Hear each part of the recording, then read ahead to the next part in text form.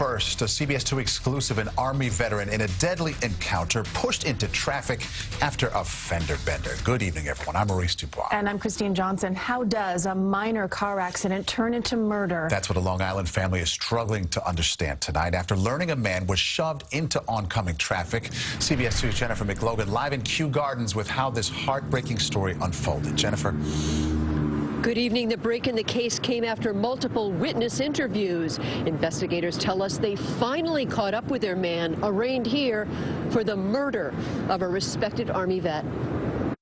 His mother, grandmother, and sister stood stunned on the porch of their South Ozone Park home moments after learning the death of the decorated Army veteran Hassan Jones was no accident. I'm devastated, of course, because that was my baby.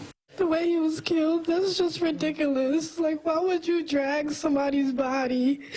It was Saturday morning 2 weeks ago along the Grand Central Parkway when Jones, behind the wheel, was involved in a fender bender. As they traded insurance information on the side of the road, say police, the owner of the other car, 20-year-old Yomar Moran, brandishing a screwdriver, suddenly pushed the Army vet into the path of oncoming traffic. As he lay in the roadway, Jones was struck and dragged by another car. I'm just really hurt that someone would do that to my loved one and our family member. And he served our nation. Yes, he did. Yes, he did. He loved the military. Oh, my God, my son has a lot of friends. Jones served in the Army between 2009 and 2014. He remained in the reserves and was studying security management at the TCI College of Technology near Penn Station. Police say Jones and Moran did not know one another.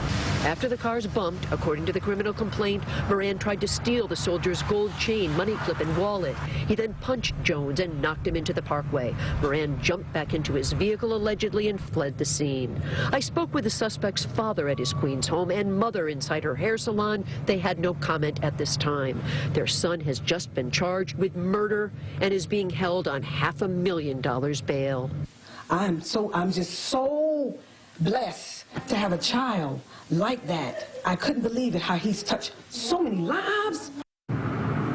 So many fellow soldiers are planning to attend Jones's funeral tomorrow in Brooklyn.